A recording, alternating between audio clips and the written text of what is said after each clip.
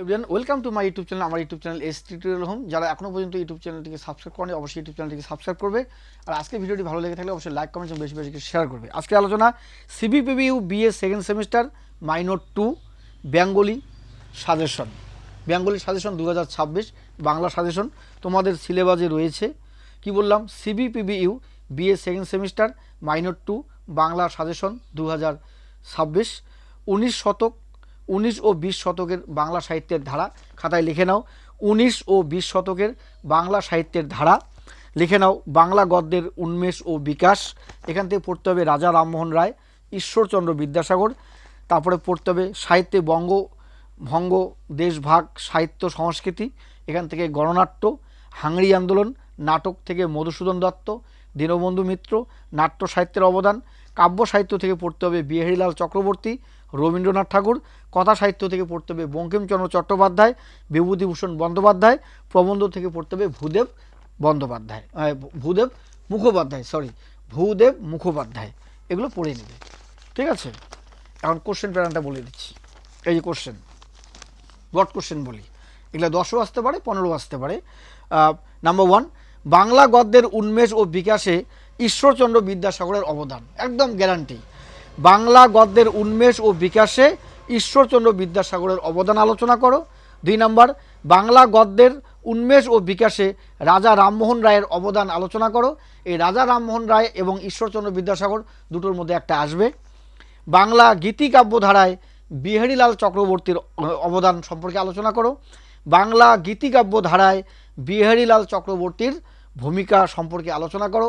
বিহারীলাল চক্রবর্তী, ঈশ্বরচন্দ্র বিদ্যাসাগর, রাজা রামমোহন রায়, এর মধ্যে ব্রড কোশ্চেন পাবে। এরপরে প্রবণতা অনুসারে রবীন্দ্র কাব্যের পর্ব বিভাগ করো এবং শেষ পর্বের কাব্যধারায় প্রধান বৈশিষ্ট্যগুলি আলোচনা করো। পরের প্রশ্ন, বাংলা কাব্য সাহিত্যে মধুসূদন দত্তের অবদান আলোচনা করো। তারপরের প্রশ্ন, নাট্যকার হিসেবে দীনবন্ধু মিত্রের অবদান আলোচনা করো। তারপরের প্রশ্ন, বাংলা কথা সাহিত্যে বঙ্কিমচন্দ্রের অবদান, এটা কিন্তু অত্যন্ত গুরুত্বপূর্ণ। বাংলা কথা সাহিত্যে বঙ্কিমচন্দ্রের অবদান আলোচনা করো।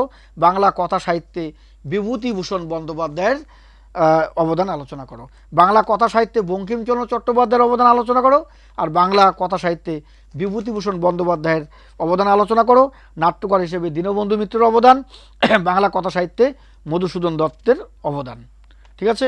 বিহারীলাল চক্রবর্তী, রাজা রামমোহন রায়, ঈশ্বরচন্দ্র বিদ্যাসাগর পাবেই এগুলো ব্রড কোশ্চেনে, 10 অথবা 15 আসতে পারে। এরপরে যেগুলো বলবো 6 অথবা 5-এর জন্য ইম্পর্টেন্ট, সেগুলো হচ্ছে বঙ্কিমচন্দ্রের উপন্যাসগুলিকে কয় ভাগে ভাগ করা যায় ও কী কী তা আলোচনা করো।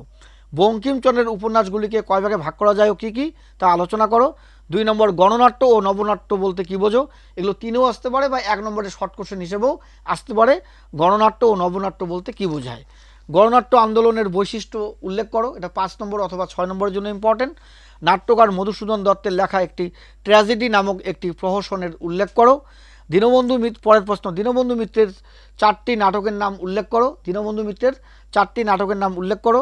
নাট্যকার হিসেবে তার কৃতিত্ব নিরূপণ করো, এটা 6 অথবা 5-এর জন্য ইম্পর্টেন্ট।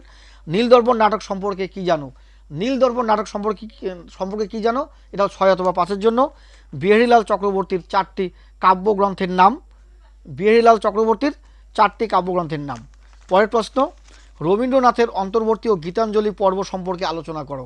রবীন্দ্রনাথের অন্তর্বর্তী ও গীতাঞ্জলি পর্ব সম্পর্কে আলোচনা করো। বলাকা পর্ব কি? এটা 3 অথবা 1-এর জন্য। বাংলা গদ্যের উন্মেষ পর্বটি সংক্ষেপে বিবৃত করো। বাংলা গদ্যের বিকাশ পর্বে রামমোহন রায়ের অবদান। ঈশ্বরচন্দ্র বিদ্যাসাগরের মৌলিক রচনাগুলি উল্লেখ করো, এটা 6 অথবা 5-এর জন্য। সতীদাহ প্রথা রোধ কি? এটা 3 অথবা 1-এর জন্য, বা সতীদাহ প্রথা কি। এরপরে গীতি কবিতা কাকে বলে? যা 3 অথবা 1-এর জন্য, 3-এও আসতে পারে বা 1 নম্বরের শর্ট কোশ্চেন হিসেবে আসতে পারে। গীতি কবিতা কাকে বলে? ঐশ্বর্য পর্ব কি? নীলদর্পণ নাটকটির প্রভাব। মাইকেল মধুসূদন দত্তের লেখা 2টি নাটকের নাম লেখো। নাট্যকার হিসেবে তার কৃতিত্ব। বঙ্গভঙ্গ আন্দোলন বলতে কী বোঝায়? নকশাল আন্দোলন কি? প্রাবন্ধিক ভূদেব মুখোপাধ্যায়ের অবদান। টিকা লিখো মেঘনাদাবত কাব্য। নীলদর্পণ নাটক। হাংরি আন্দোলন বলতে কী বোঝায়? এই প্রশ্নগুলো 10, 6, 3 অথবা 15, 5, 1-এর জন্য আসতে পারে, ঠিক আছে? অবশ্যই ইউটিউব চ্যানেলটিকে সাবস্ক্রাইব করবে আর ভিডিওটি ভালো লেগে থাকলে লাইক কমেন্ট এবং বেশি বেশি শেয়ার করবে। অত্যন্ত গুরুত্বপূর্ণ প্রশ্ন, এগুলি পরীক্ষাতে কমন পড়বে। এগুলো আসতে পারে 10 নম্বর, 6 নম্বর বা 3 নম্বরে। যদি 10, 6, 3 না আসে তাহলে 10-এরটা 15-এ আসবে, 6-এরটা 5 নম্বরে আসবে আর 3-এরগুলো 1 নম্বরে আসবে।